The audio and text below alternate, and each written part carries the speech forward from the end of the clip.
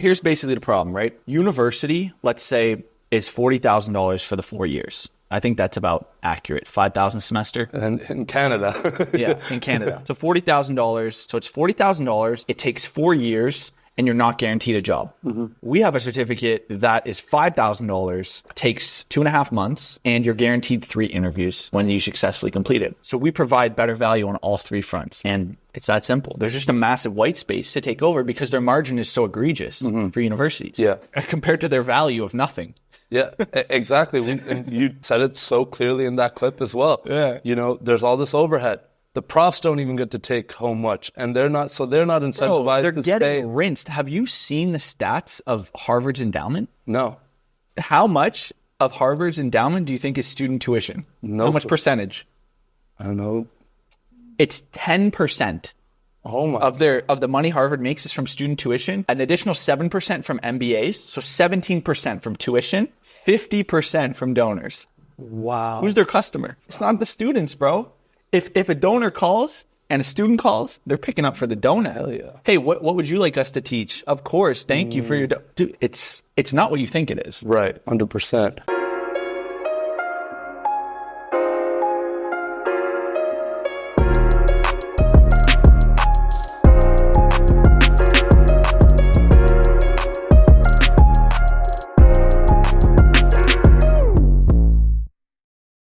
Hayden Cashion, welcome again to It's Not That Deep, my brother. In a different set today. A little bit of a different set, different setting. We're in Miami now. How you like it, man? I like it. I've been here for 6 days. The sun's been shining every single day. What I really like about this city is that it's surrounded by water all around it. So it's almost like a blend of like nature and then residential and then downtown, and it all feels tied together by the nature aspect, which feels really nice. And I also like how there's so many different vibes here. So many. Every 5 minutes you drive, it's like different energy. So I feel like there's something here for everyone. Yeah, you're in like a different city. There's like, you got the beach vibes, the city vibes, the everything. Like you can get a little bit of Spanish vibes, Haiti vibes, like more local vibes, like everything. Like this place is insane for that. But I don't want to like do this podcast like the normal way that, you know, we would do podcasts with the boring intro and all that shit. I actually want to start it with something. So I was going back and listening to our first episode. Yeah. Which was, oh man, in 2019, I think now. That's crazy. You were episode 3 of this show. Yeah. It's Not That Deep. So we're throwing it way back, but there's this one section that stuck with me. You got to bear with me on this, all right? But we're going to watch it together and edit this in, but I want to sit down with you and like this is where I want to start. That knowledge. Not at all, man. And I believe that school, I don't think it will. I don't know enough to predict if it will actually die completely, but I think by the time we're parents and have kids that are going to make that decision after high school, I think there'll be other options that we as parents will be open to. Right. And the reason I say that is because when our parents were making that decision, the internet didn't exist. That's true. So it wasn't practical to do other things, right? Right. School made sense because it was somewhere that everyone could come to one specific place. Yeah. You know, and you had the leaders in whatever subject matter. So the profs, you had the books there because there wasn't internet. Yeah. You had all these tools, and it made sense to pull everyone to a single location, right? Yeah. But now that the internet's here, that physical location isn't actually value. No. Because you can do it online. Right. It's now practical to not go to a physical location. Right. And universities the only leverage they still have is the profs. Right. Because they can brand them as experts in X, Y, and Z, right? Mm-hmm. But in my opinion, these profs over time are going to be like, why are we giving portions of our money to the school, right? When we pay tuition, it gets split, right?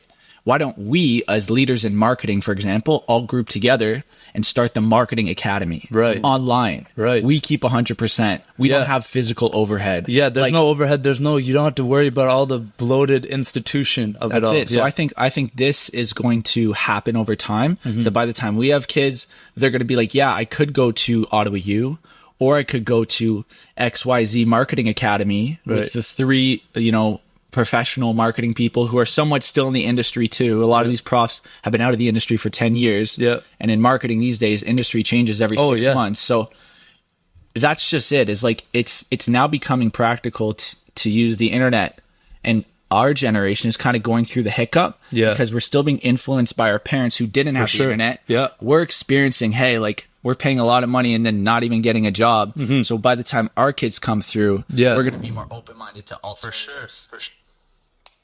So the reason I start with that clip, my man, is you spoke that into existence, bro. Back in 2019, that's where your head was already at. And you built that. That's crazy. You went and you built modern marketing. Yeah. Let's start there, dude. Yeah. Well, I mean, it's funny that I said that in 2019 because that is the thesis we still believe today. 100%. But it's also obvious. Like, you can't really deny that the internet has completely changed, friction in all different types of places, including education and the value of going to a physical location. And the craziest part was when COVID happened. And now you didn't even go to the physical location and tuition didn't change.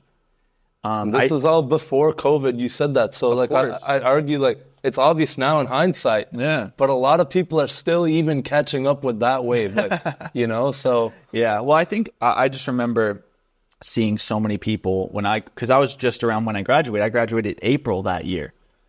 And I saw so many people graduating and couldn't get jobs. And so I was like, this isn't sustainable. People are going to catch on to this and we're feeling it.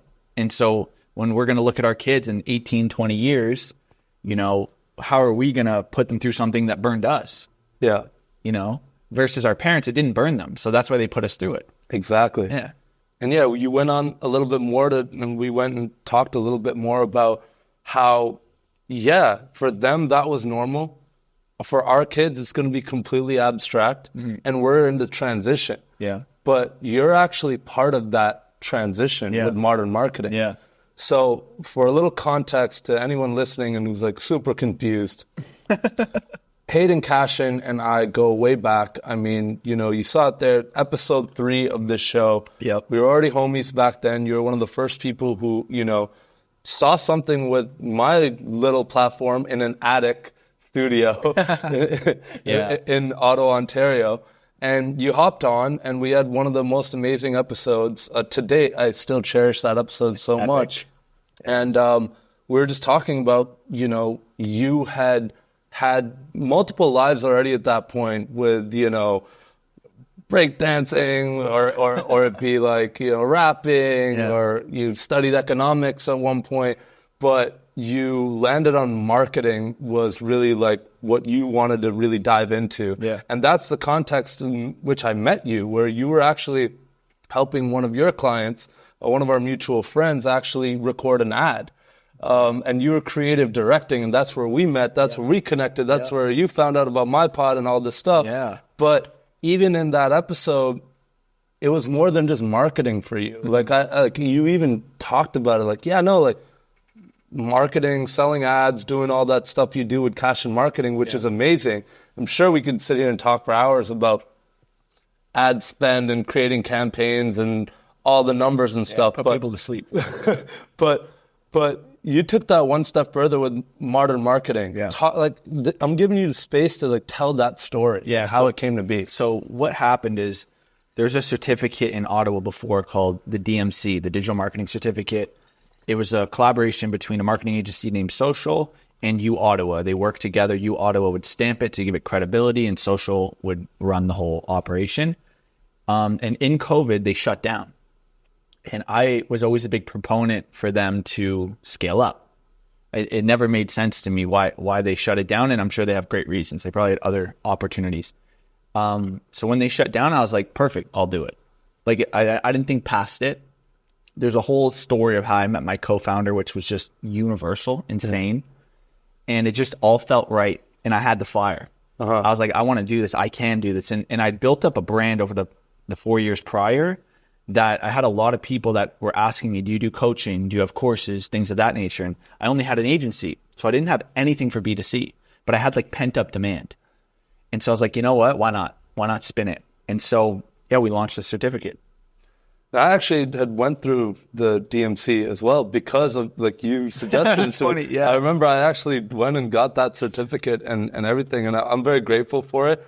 But I got it as well. It's awesome. 100%. And it is unfortunate that they shut down, but then it created the path for you to come and fill that vacuum in. 100%. And you've had many students come through modern marketing. And, you know, for people to kind of understand the premise, like, it's not just you in there, like, coaching or teaching. Like, you brought I didn't even teach the last cohort. That's insane. So break down the model for people and kind of what's like also the cookie at the end, because it's not just your normal program that spits out a certificate. Here's basically the problem, right? University, let's say, is $40,000 for the 4 years. I think that's about accurate. $5,000 a semester. And in Canada. Yeah, in Canada. So $40,000. So it's $40,000. It takes 4 years, and you're not guaranteed a job. Mm-hmm. We have a certificate that is $5,000, takes 2.5 months, and you're guaranteed 3 interviews when you successfully complete it. So we provide better value on all 3 fronts. And it's that simple. There's just a massive white space to take over because their margin is so egregious for universities compared to their value of nothing. Yeah, exactly. And you said it so clearly in that clip as well. Yeah. You know, there's all this overhead. The profs don't even get to take home much, and they're not incentivized to stay. They're getting rinsed. Have you seen the stats of Harvard's endowment? No. How much of Harvard's endowment do you think is student tuition? No. How much percentage? I don't know. It's 10%. Oh my. Of the money Harvard makes is from student tuition. An additional 7% from MBAs, so 17% from tuition, 50% from donors. Wow. Who's their customer? It's not the students, bro. If a donor calls and a student calls, they're picking up for the donut. Hell yeah. Hey, what would you like us to teach? Of course, thank you for your... Dude, it's not what you think it is. Right, 100%. And so what's that journey like been with modern marketing and everything that you're doing in the marketing space? I mean, the journey is very fulfilling because you're helping people change their lives. You're taking someone who may have never had exposure to marketing and you're teaching them through like a very intensive process and seeing them get into the industry through their first job. And then over like a year or two, we've only run it for a few years. So it's only been a couple of years, but we've got to see them grow in their roles. Yeah. You know, whereas with the agency, like I'm selling, you know, more t-shirts for clients and more coffee for clients and more cars for clients. But it's like, you're not changing lives. Right. And so it's very fulfilling with modern marketing. And that's what I think really drives me and my co-founder. We were on a call, I don't know when, maybe 6, 8, 9 months ago. And you told me that, you know, you never actually want to lose the agency as well, though. And I think that's an important distinction where, you know, maybe the agency changes or the number of clients, the service offer, whatever changes, but you always want to remain a practitioner.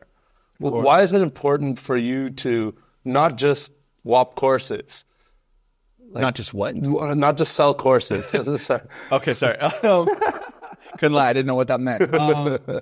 It's important for me to not sell courses because that's a very common model used by people that are scamming you. Mm-hmm. So if all you do is sell courses, I'm not saying you're a scam artist, but there's that taste in people's mouths when they see you. Yeah, you're not actually doing it. Exactly. And so it's important for me to show diversity and range. And also from a business standpoint, like I have the B2B on the agency and I have the B2C. So they don't even conflict. They actually just open up my market. Right. So I can service everyone in a marketing need. It's very interesting, man. I want to go back a little bit and talk about, you know, where we were at back in 2019 and where we are at today. Because I think it's like an interesting little paradigm shift, right? Because I mean, I can speak for myself. Even listening to that podcast, I cringed so much. I was so insecure. And like half the theme of what we're talking about in the podcast is like overcoming that insecurity. That was the title. It literally was. Yeah. And, you know, I was working a 9-to-5 job for the federal government in the pensions department. I had been wanting... You were seeing it firsthand. Oh, I was in it, bro. Yeah. And I was just feeling this like dread of like, am I stuck in this? So many people that I'm around, they're counting down the days to retirement, and they're like in their 30s, man. Like it was so misaligned with who I am and who you know me to really truly be. Yeah. And at that time, for me, the podcast served as like a transition period of like, hey, let me like put myself out there. Let me put out content. Let me actually go and forget about what people think about me, my friends, my family, whatever. I'm just going to go and talk shit with cool people. Yeah. I'm going to document it. I'm going to learn from them. Yeah. But now looking back at that, what I can tell you is that the biggest takeaway for me and the biggest thing that I can trace back to those 2019 moments in that studio apartment was I got to see that, like, no matter like how much success somebody has or what they're doing or what's like interesting in their life that they're able to get on a podcast and talk about, like, we're at eye level.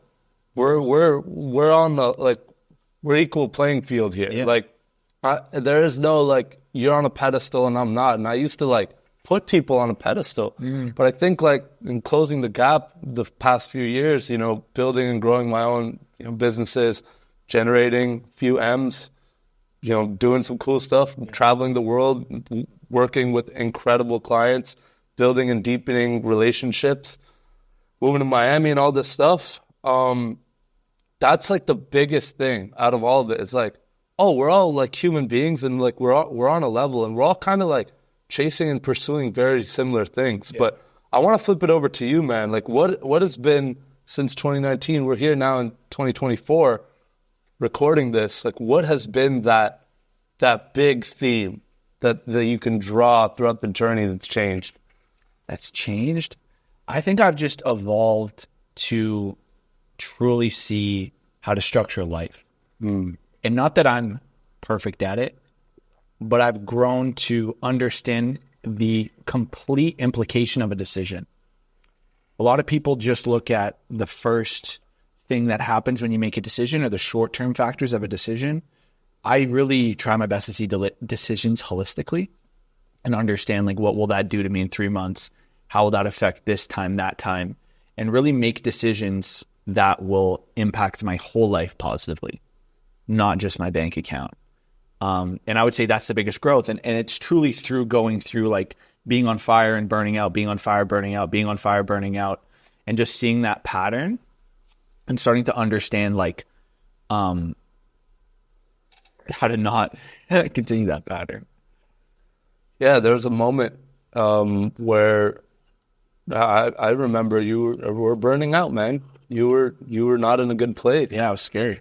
And you know, you took the time to reach out to the homies, and like I really appreciated that call of you just filling me in on like where you're at with stuff. And I think it's something that's not talked enough about in this like entrepreneurial journey that a lot of us are on, that like you can, it will happen to you. Yeah. If you just keep on 10 RPMs, like just going crazy, trying to achieve these insane things in like a short period of time, and like not taking no for an answer, or working on things that are just not in alignment with your true self. So like, how'd you overcome that though? How'd I overcome like going through that cycle? Yeah. Just seeing the pattern. It's funny. I did a podcast a couple months ago, and the person that was on the pod with me was saying like, you know, this year was different for you. And I was telling them, well, I have 5 years of data. Like, there's no more questions of, is this true or not? The data is quite clear of like what have been great and what have not been great. And so it's very easy for me to make decisions with full conviction and full commitment, because I don't need to wait around and find out more. and so, you've been through more. So you have more like data to like, support like, oh, that hasn't worked. 100%, and that's it. You just go through the waves enough that you start to see like what creates repetition, and you just become better. And I think that is like the number one thing for an entrepreneur is to understand like it's constant evolution. Like you never get there. There's always the next battle to fight. There's always the next challenge. There's always life happening around you. And I think that mindset allows you to not become fearful when things are changing, to just lean into it and be like, this is amazing. This is awesome. I'm excited.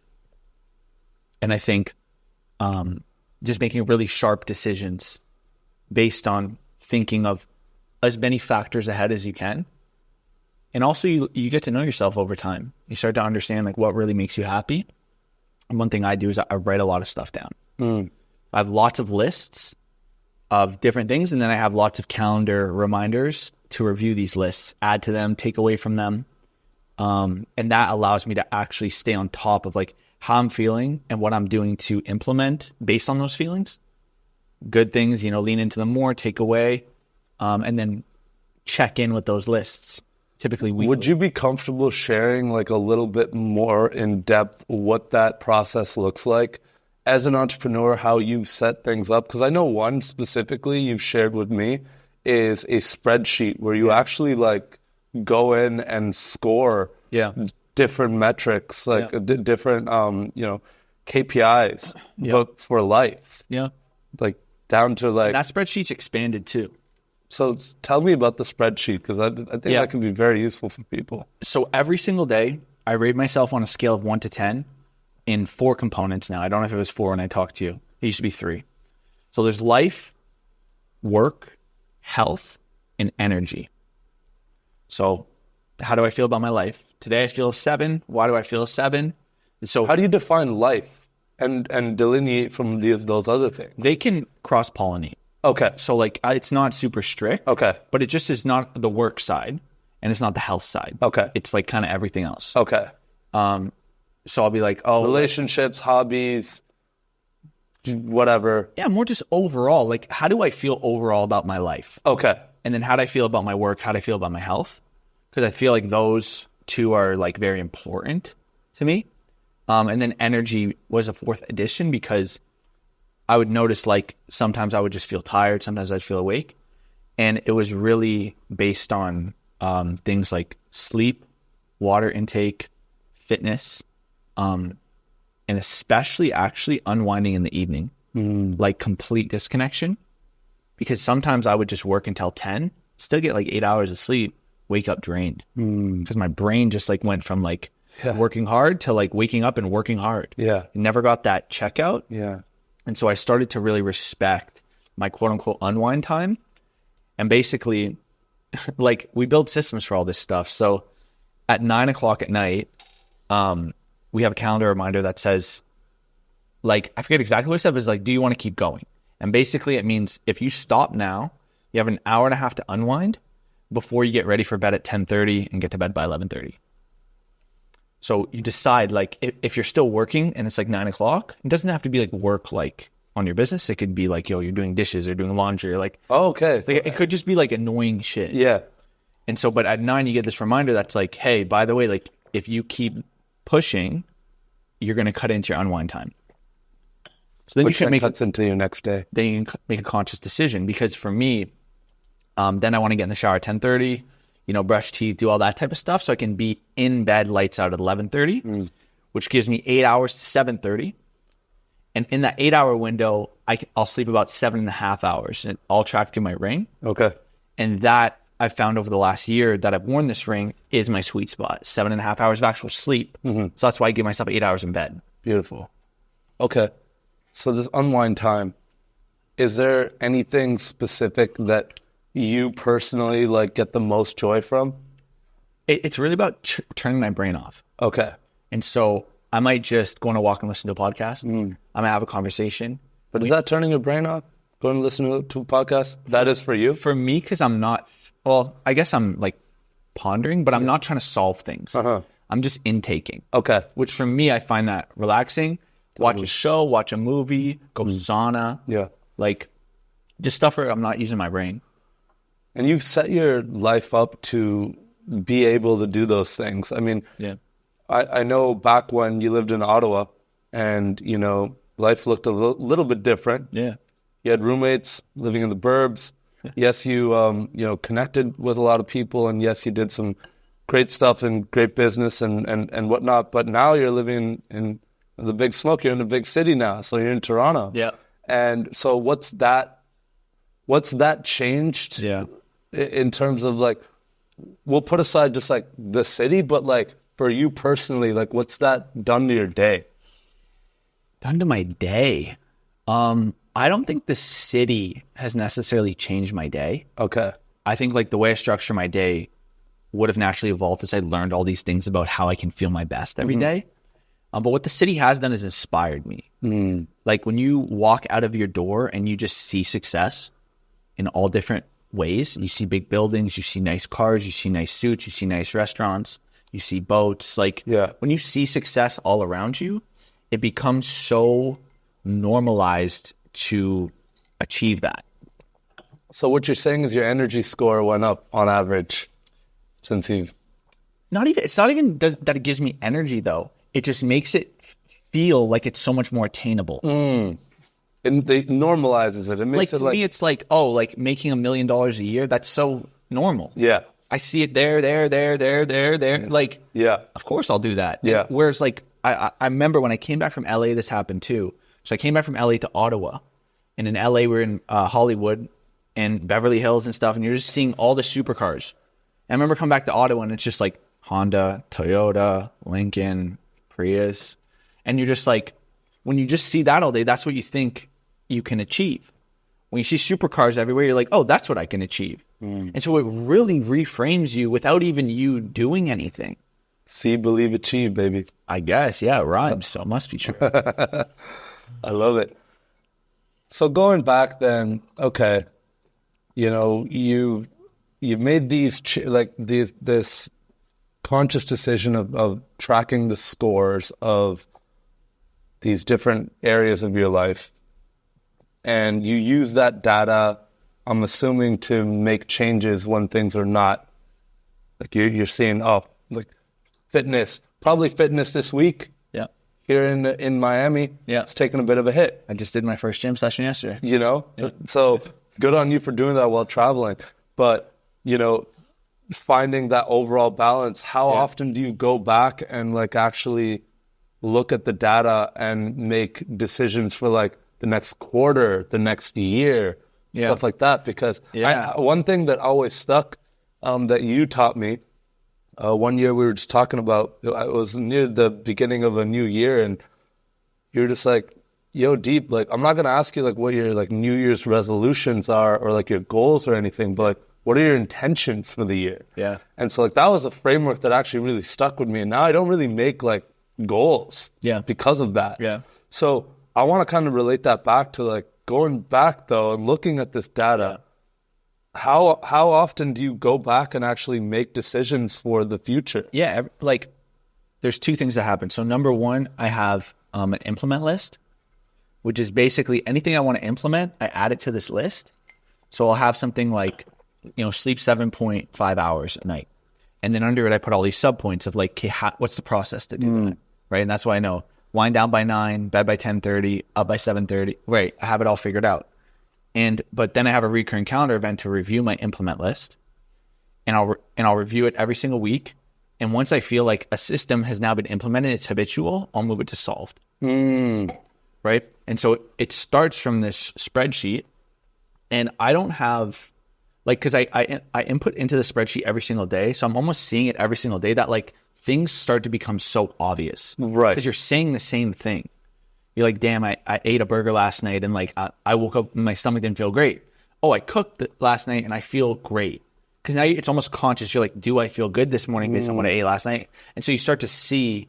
So I don't need, for me at least, like to review it every quarter. Like I'm reviewing it almost every day and waiting till something just keeps jumping. Put it in the implement list. I think it takes a level of self-awareness and discipline to be able to like actually keep up with something like this. Yeah, maybe the self-awareness piece, but the discipline piece becomes so easy because it's all about feeling your best. As you do this, you start to literally wake up with higher scores, and you start to not have that stomach pain anymore, and you start to not be tired anymore. You start to have energy and have a better relationship and be and so your life starts to improve. That it becomes like it's not discipline, it's like enjoyment. Yeah. It's fun. You gamified it. Yeah. That's really cool. It's like your stock's going up. Like you're like hyped. You want to keep going. Exactly. And the compounds. It's cool to see, like, you know, how long have you been doing that? I don't know when I started last year, but it's probably been like a year and a half. That's crazy, man. And you plan on doing this forever. That's so cool that you actually have takes like 4 minutes. Yeah, that's so cool. And it's great because, you know, a lot of people journal, right? Yeah. I realized this is my journal. That was never intended, but like every day I write a number and then a note. What is that? I'm journaling how I feel. because you're not a big morning routine guy, but it sounds to me like your nighttime sets up a powerful next day in the morning. Because even like on our last podcast, again, going back and listening to it, like, Cashion's morning routine was wake up, Get a coffee. get a coffee at Starbucks, and then do that. listen to Gary Vee. Yeah. Now, I'm sure that you're not listening to as much Gary Vee. No, I barely do, bro. And it's not by intention. Like I just stopped. You've evolved.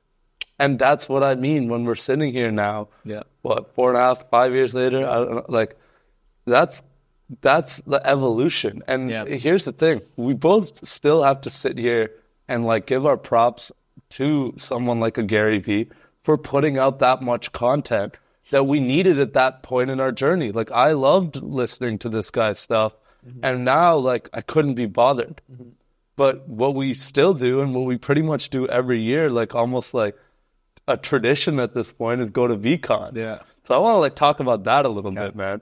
Let's talk about VCon. Let's talk about the first one we went to and how cool that was, and some of the interesting experiences that went down there, bro. Man, VCon was crazy. Like that was the first time I'd seen Gary in person, I was a mega fan at that point. And it was really the first time that I've been surrounded by so many like-minded individuals on the cusp of something new, right? Like it was almost like a secret we all knew about that no one else in the world even had ever heard of, like VFriends, VCon, and then like NFTs and ETH and crypto and all these different things.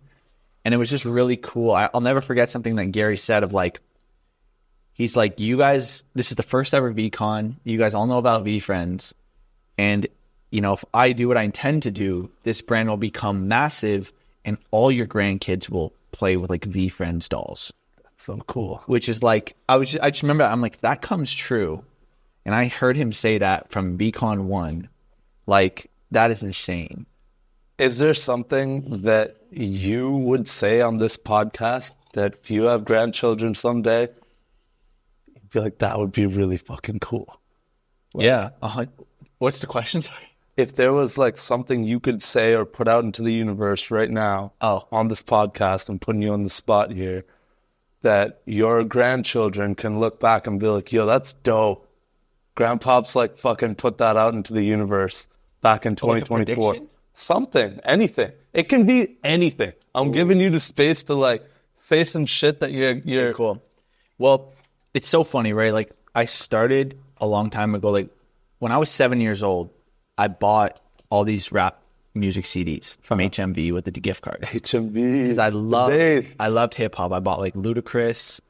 I remember I bought JoJo. You remember JoJo? I love JoJo, man. Bought 50 Cent, bought Eminem, bought so many records. And I always loved rap music. And then my first dream was like to be a rapper. I really thought that's what was going to happen to me. And so I think where I'm going to end up is still inspiring on stages. And it's through my words. Okay. And I think like it's very fascinating that like that seed was in me from a child.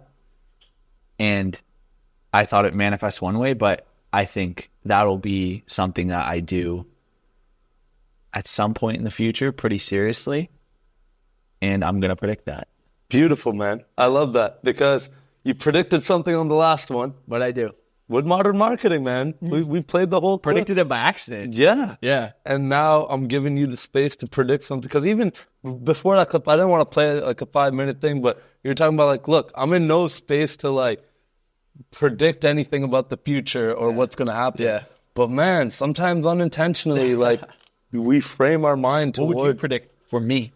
What would I predict for you? Yeah, let me put you on the spot.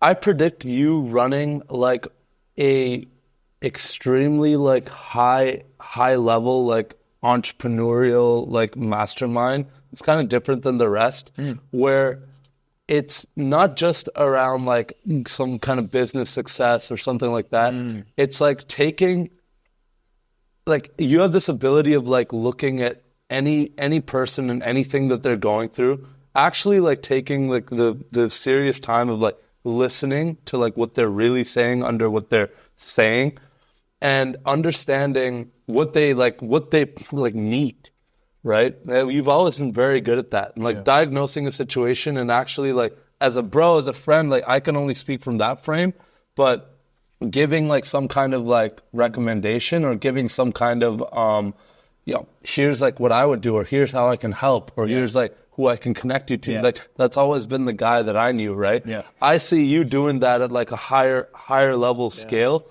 for like successful entrepreneurs who have maybe generated millions of dollars, sold thousands of products, whatever, but like maybe their fitness is missing, or maybe they're not feeling good about their relationships. Maybe they're not, maybe they're feeling burnt out. Maybe they're feeling out of alignment, whatever it is. Like you kind of like through like alchemy, like being like, yo, like let me like connect you or give you the space or the resources or whatever within this container. I don't know what the container is going to be. I don't know if it's some island out somewhere, something like that, where like these people come out and they come with some issues in their life and they come out and it's like completely transformed. And it's like, I'm not trying to put you in some guru, coach, whatever space, but like you do have this superpower that like I think is very underrated. Like people want to put you in a marketing box. They like see you as an entrepreneur and whatever. Like We'll break through that. no, for sure. I think there's more to the Cashion story. Yeah. Because I think you optimize for life and you're talking about it already with this 4-minute worksheet, which could become an app, which who knows? Like 100%. There's so many avenues it can go, but I think that it always comes back down to community. Because what I knew, like when I first met you, something you were doing, which, maybe you've gotten a little bit away from just through life and whatever. It happens to all of us. I've gotten away from this podcast. I've gotten away from like a lot of the things that like got me here. Yeah. But it's like, you would be posting on your fucking story like 30 times a fucking day, going out, connecting with this person, going to coffee with this person. Here's 3 takeaways. Here's like my like, yo, I'm just sending you love and gratitude today. Yeah. Like, hey, like let me connect you with these. Like, I'm not saying that you don't do that. You probably still do. Yeah. But your documenting of it, I think, was like such a raw version of Cashion that was just putting himself out there without like actual care for what comes back. Yeah. And I think that is very close to like what your true like self is. 100%. 100%. My superpower is simplifying complexity. I can listen to somebody and so many times I can just hear the thing. I'm like, it's that. And like, and then I'll almost be able to work it back, how I came to that answer. It's great having a co-founder sometimes because I'll be like, we're going to do this. They'll be like, why? I'm like, oh shit, why? And then I'll be able to like reverse engineer like how I got there without even like consciously thinking about it. Yeah. And I think that is something that is a superpower of mine. And we'll definitely, it's funny what you just said about like the mastermind group with entrepreneurs, but more of a like holistic life and maximizing for life. I've never thought of that. But when you were saying it, I was like, huh, like I could see that. Totally. Yeah. Right. And maybe that's where it combines with the speaking, right? Because now you are up there and you're like, you are like the leader of this, but your ego's not so big that this is about you. Like this is about everyone here and we can all co-create and do something fucking dope. Yeah. And so I don't know like what that like manifests into, but that's what I would say. Like, something about ego, like a side tangent here. Dude, there's no structure to this pod. Me and Kat, when we were walking back from South Point yesterday, we were like, so what, like Toronto and Miami, like what is the difference? At least from the community you guys have introduced us to, it's really no ego. Like at South Point, we were there and like you have people doing like acro yoga and people like playing the drums over here and people dancing over here and people rollerblading over here, people watching the sunset over here, people doing this and that over there and over here. And everyone, like if you walk by them and you can just talk to them and there's no like ego and everyone's like coming up to us and like, hey, do you want to try this? Do you want to do that? Like, and it was just such a healthy community of ego. And we're like in Toronto, like it's almost so much harder to make friends. Yeah. Because there's not just like an open, carefree, spiritual, egoless community that we've tapped into. Right. I mean, in many ways, you're right. You know, I wouldn't say it's a no ego. I agree that people here are a lot more free. They're a lot more vibrating on a higher frequency. I do think a lot more people, just by nature of like what it takes to stay here, like have to be in a frame of abundance, of connection, of collaboration, as opposed to competition. Mm-hmm. I don't think that that's the case in Toronto. I think that it is a lot more, over-indexing on competition. It is like a zero-sum game to a lot of people. There is like, if Cashion's like crushing it in marketing and I run a marketing agency, that's my fucking competition. Yeah. That's not the case here. So I'll agree with you on that. The ego bit is where like I struggle a little bit because the ego is alive and well here.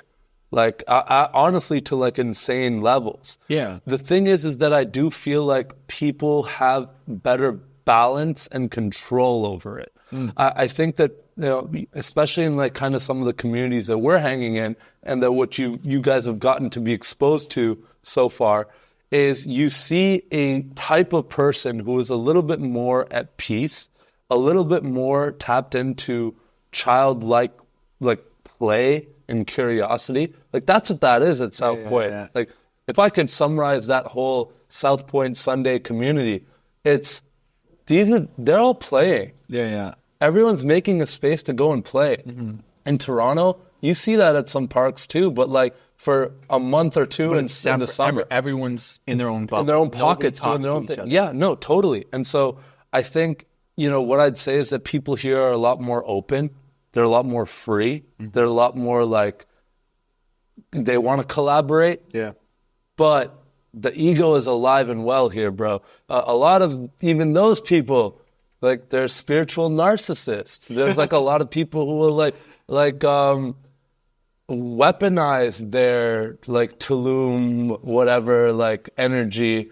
And like they're running like coaching communities and whatever. And like, you don't know like a lot of people's ulterior motives. And I'm not trying to like shit on it. Like one thing that I've just learned over the years is that there's no such thing as a perfect city or place.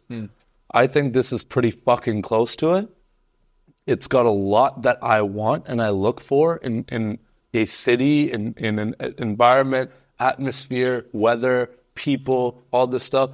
But it's also what you seek out and what you put into the world, right? If we were just going out to clubs and popping bottles and ripping Lambos and like hanging out in Brickell and just like going crazy on rooftops, snorting cocaine all night, yeah, you're going to see the ego in Miami, dude. It's there. Like, it's like, you know, there's like different pockets. And so I've become pretty sensitive to like the people that I'm around and like what I let into my sphere. And so it actually makes me really happy that you said that and that you and Kat have had that experience here so far. But I would just caution, like, you know, anyone listening or anyone who's like, you know what, like, wow, like Miami's heaven or paradise or whatever. It's like, there's extremes everywhere. This place has it all. I'd say if you're careful, this place can be the perfect spot in a lot of ways, check a lot of boxes, but man, you can find that in Toronto as well, man. And like, you know, I'll challenge you with one thing. You're living there in Toronto now, and that's probably going to be the future for the next little while at least. We can't predict anything, but let's just say that that's home base, right? I challenge you the same way with what you did with modern marketing when there was a vacuum, when something didn't exist. Well, then go and fucking create it. Mm-hmm. Like, change that. Yeah. I understand. You know? I don't care that much. Right? Yeah, well, you don't want to go do acro yoga in random parks and start handing out random mushroom drinks to people?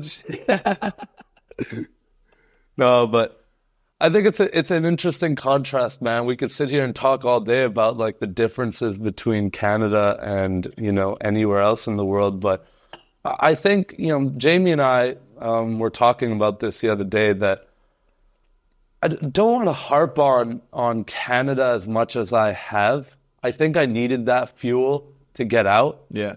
And I think I'm at a place of peace now as well. And I think Jamie is as well, where it's like, actually, I'm just very grateful that I grew up in a beautiful country where I was safe, I had amazing friends. An insane amount of killers came out of our city who are in our friend group. So weird. There's so many amazing people that, like, I wouldn't trade any of my journey, not one bit of it. Yeah. And Canada is a big part of that, bro. Yeah, Over 25 years of my life, like, there. And I'm not aligned with, like, the things I was doing there and, how I was living and whatnot. But I would say overall, I'm changing a little bit of my tune on it, that actually I'm just grateful for Canada and everything that it's offered me, because it's allowed me to exist everywhere else. You don't understand how powerful that passport is alone, or there's no way I'm doing business here in the United States living in Miami if Canada doesn't have strong relations with the US, and there's a treaty that exists that allows us to have our visa here, and like all these different like things that happen for us.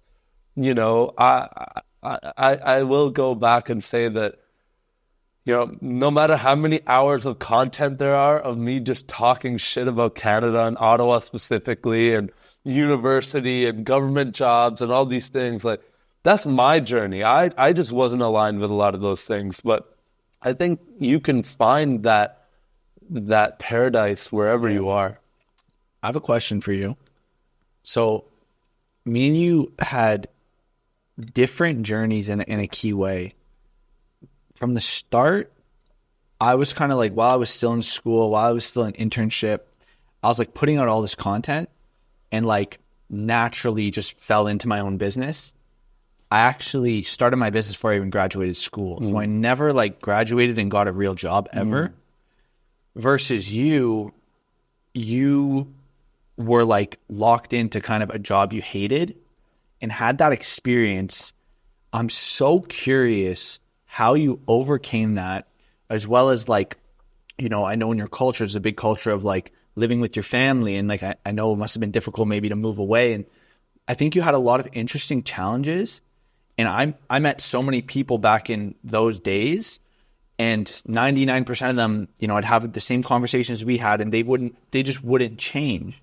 And so I'm so curious, like, where the fuel came from to actually break through that ceiling, to start your podcast, and then to evolve into a business. Like, what was the actual fuel that made your story different from everyone else's? I hated it so much. I hated the life that I was living and where I was heading. I've always been a future-oriented person. I'm working on trying to be more in the present. I'm still very much a work in progress on that. But I don't focus on the past at all. It does, like, I don't really, like, it happened. I'm not like, what, I can't change it. Yeah. But my future, like, I have a certain level of like input, and I can control that. And I remember worked at this government job for 6 years, and I met people who were maybe like only 10 years older than me, who like had the life sucked out of them. Yeah. And they would talk about like all their passions that they had and all the zest for life that they had getting into this job, and then losing it. And now they're living to work. Yeah. And I'm like, I was so disgusted by that, like actually repulsed by it, that like I actually had like such visceral like hate. I use that word lightly, but these days, like, that's how I view it. I hated it that much that I knew there was something else out there for me. And I just didn't know what that was. And I think that was the biggest source of my confusion and anxiety and uncertainty in that era, where I'm like, I know I need to start some kind of business. I just don't know what. I remember like talking to you about this a bunch, like, oh man, like, I know that like I could sell something or do something. I just don't know, like, I don't know which direction to pick. And so by finally coming to grips with picking something, which was not a business, and today is still not a business, but the podcast was something that was bigger than what I was doing. And it was not just for me. It was something that could be of value to the world. Yeah. And it kind of a little bit has been, and it has impacted a lot of people's lives. But back then, I just knew that I needed to do something. And so making the jump to start the podcast actually took like more work than like internal, like mental work than I've done like the past however many years of like grind and all these business achievements and all this stuff. Like that's all like easy. Like that's like what I signed up for. So like I've got the fuel there. The fuel at the beginning was the hardest part for me because like you said, immigrant parents, I gotta like get a normal job, buy the house, get married, have kids, keep this like bubble, this unit together. That's like very important in my culture. But I just had such a strong fire in me that there's something, I'm meant for something greater out there. The podcast gave me, like, the podcast allowed me to connect with the people who were doing some of that. Yeah. So it allowed me to meet people. Massive point. Exactly. Like, it let me, like, see people who were living the life that I wanted to live. And again, I got to start to see them at eye level. I'm like, this guy's not that much smarter than me. This guy's not that much, like, you know, he doesn't have like that much more advantage than me. Yeah. Actually, if I really think about it, I have the advantage. I'm young. I got the internet. I'm saucy. I know how to talk shit. Yeah. I can make shit happen. Yeah. And so I just had to fall into situations where I got more comfortable with what is actually my superpower, what is actually what I can give to the world to get exchanged for money to live the type of lifestyle I want to live.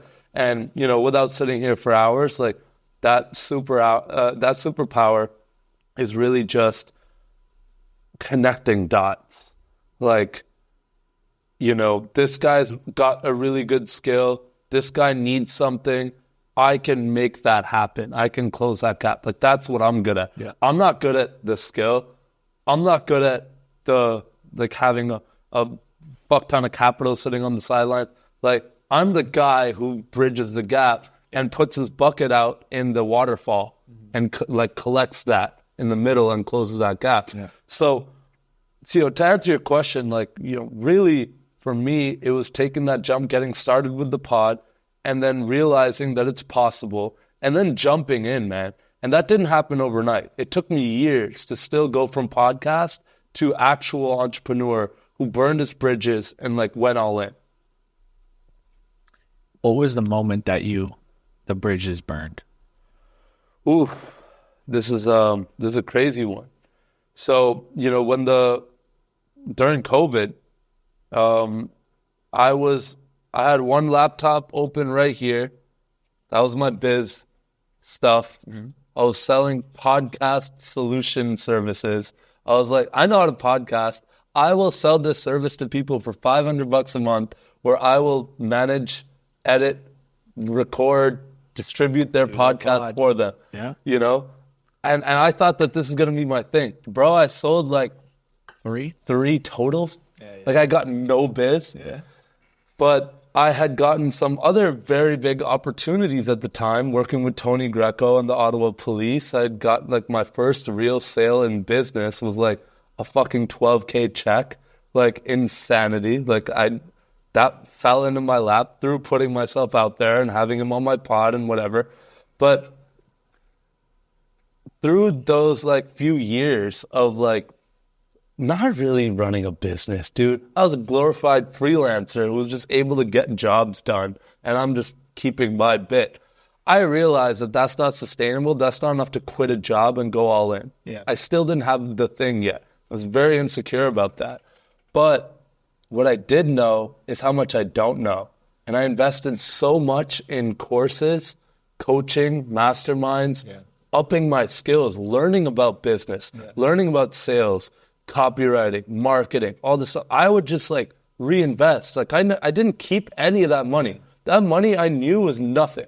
And it was still like 30, 40K sitting in a bank account that I'm like, I should do something with this. But I knew how much I don't know. But connecting with people, getting on podcasts myself, learning about sales, learning about entrepreneurship, learning about accounting and legal and HR and operations and systems, all these things, fulfillment, contracts, like every single, like I learned it. Yeah. I went to YouTube University for anything that I couldn't find a course on to spend $10K on. Yeah.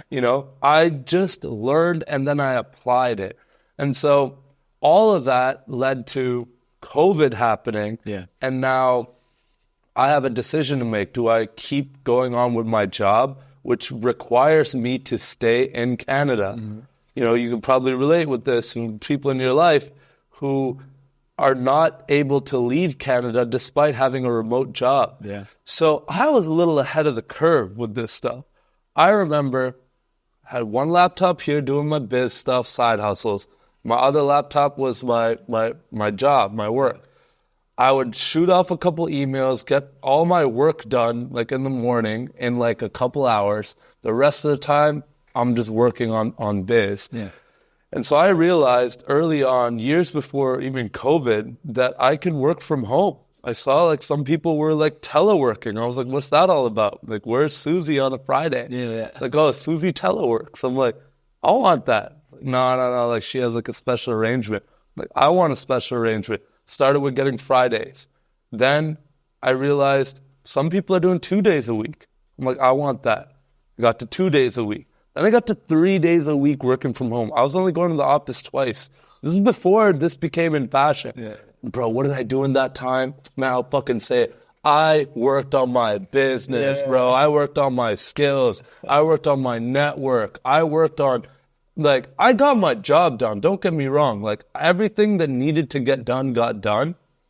But I didn't have an incentive to get it done fast or, like, spend 8 hours a day on it. When do you think people should jump? So this is a very... Because you had both laptops open. Uh-huh. When did you close one? What do you think that moment is from a recommendation, not what you did? What would you recommend? Someone in your shoes. I would honestly recommend don't close one laptop until the other laptop is making you enough that you can survive. What number would you say? So A lot of people are like, obviously everyone's slightly different, but what's a healthy number? $3,500 a month. Like if you like, I think you can survive on $3,500 a month really well. You want it to just be baseline survival. Yeah. Quit. Yeah. Hell yeah. Because if you strung together 3 months of $3,500 a month on your side hustle, Yeah. and your other jobs may be paying you 5, 6, whatever, bro, like we're talking net or whatever terms here, you're taking home $3,500, and with this job you're taking $3,500. You can do 3-4x that if you focus on one thing. Yeah. Right? And so I wasn't focused. I had split focus. So I was doing not the best job at both. So I'm like, let me close one, go all in, burn the boats. I went to Colombia. I went all in on the biz. And that next month, we did our first like $60K month. Wow. We like 10x revenue that next month. And that was a universal sign. We hadn't made $60K like on the year before that. We did that in a month. Yeah. The month after I decided to go all in. That's not a coincidence. And I'm not telling anyone here, like, I'm very careful, like, because I hate the advice of just quit your job and go all in when you don't have something to go all in on. You have to prove that this thing's actually going to consistently make you money, right? It can't just be a one-hit wonder. Like I just said, I had been making money, like side money, for years before I quit my job. Yeah.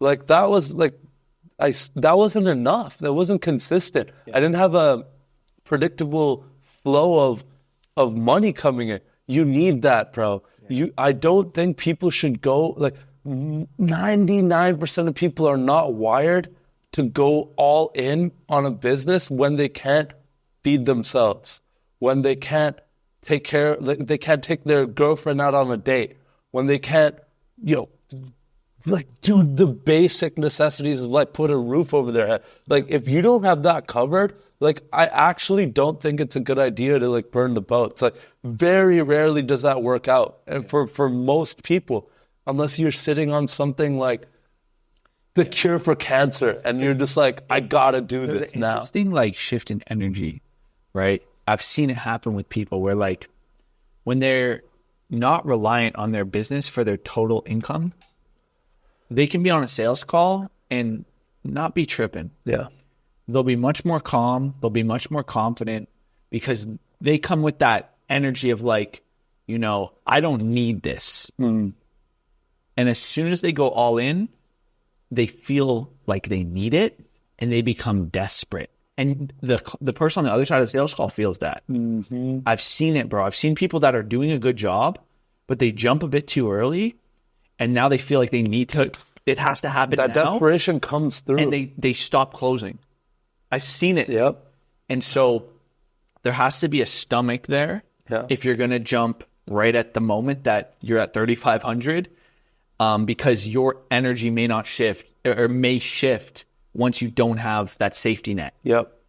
Yeah. It's different for everyone, but that would be my general advice there. And I do think that at the end of the day, like you still have to you have to have a certain level of risk tolerance for this game, because it's not for the faint of heart. It's a lot, man. It takes your entire soul. But look, man, we don't have a lot of time before you got to jump out of here. I want to talk about something. I mean, we could sit here for hours. But we'll do many more. I'm gonna come to Toronto. We'll keep this combo going, and we won't let it be this many years before we do another one. All right. But I want to talk to you about, you know, we talked about hip hop, got this Drake and Kendrick stuff. I want to hear your take on it, bro, because I haven't had a lot of one-on-one time to sit with you. On our last podcast, you talked about being way more on the lyrical side. You respect the lyrical side a lot more. Yeah. And then there's the production side, the beats, the fucking rhythm, whatever. Yeah. How do you, like, where do you stand then on Drake and Kendrick? It's tough, bro. Like, personally, I like Drake more, like, in that battle. I do. And I know that's not the popular opinion, but I think a lot of people also just want Drake to fall. Yeah. And so they're like, really, like, Kendrick gets an extra 10% juice just because, like, if Drake falls, like, before he even started, that would be nice, right? Yeah. And so I think when you listen to the records, like, Drake made better records. Like, I want to listen, like, when I work out, I listen to the Drake records. Yeah. I don't listen to the Kendrick records because they don't hype me. Like, they're not like it. But what he did do well is like battle rap. You know what I mean? Yeah. And so I think from a purely battle standpoint, I can see it either way. From a musical standpoint, I think Drake's better. But I don't know. I kind of fell off the beef near the end. And I know like Kendrick put out some video of like them showing like the prescription bottle that Drake has and all these different things proving that like what they were saying was true. Because Drake was saying like, yo, show like the receipt, show the file cabinet, all that stuff, right? And essentially they like showed it. And like, I don't know if it ended up being true or false. I think it was, yeah. Are you sure? It was false. Okay. Because I saw like major media all covering it like, oh shit, this is it.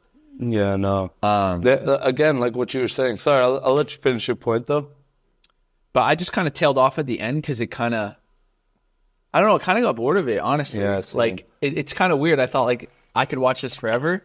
But after a few weeks, it's like, okay, like, unless there's going to be new things revealed, I don't need you to just tell me how short Kendrick is again. Yeah. I don't need Kendrick to say, I hate the way you dress again, which is weird in the first place. Yeah. Yeah.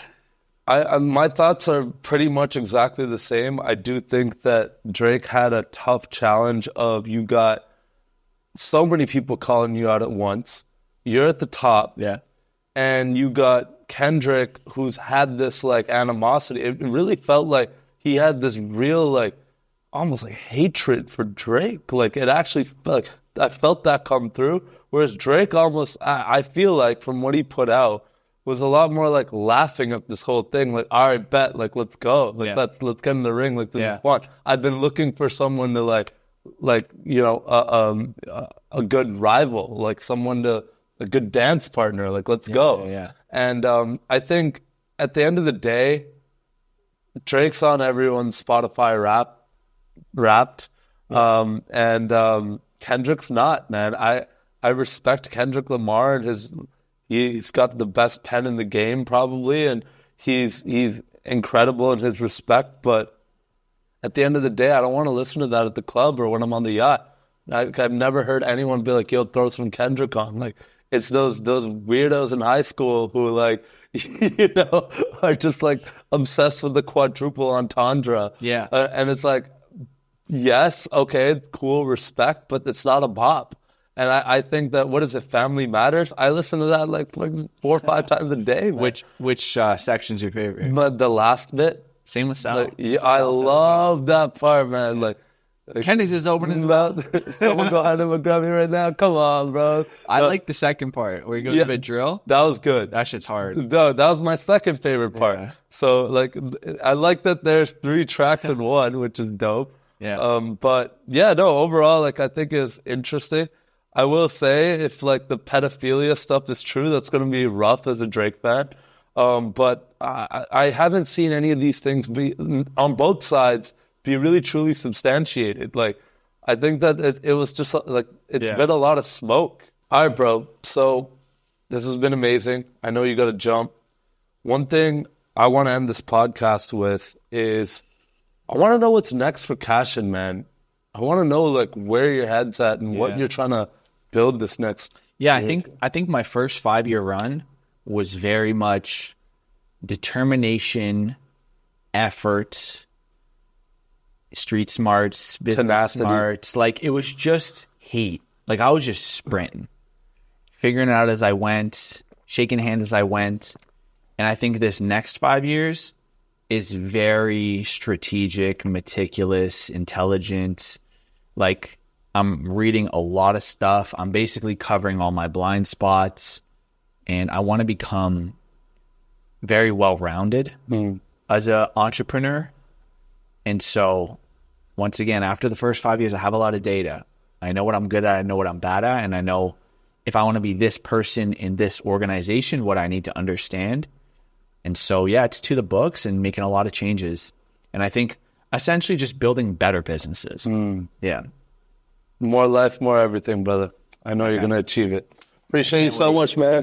Thank you so much for coming to Miami. Mad love. I'm going to visit you in Toronto next. That's a bet. I won't take as long as you. You took like 2 years to come to Miami, but I appreciate you coming out, bro. You know how many times I moved units last year? How many? 3 times in 1 year. Oh, man. So we were busy last year. Same. All right, bro. I appreciate you. Thank you so much. It's not that deep. Let's not make it another 4 years. What episode is this? I don't know. A lot. From episode 3 to episode a lot. Yeah, maybe. I appreciate you, man. I love you, brother. Thank you so much.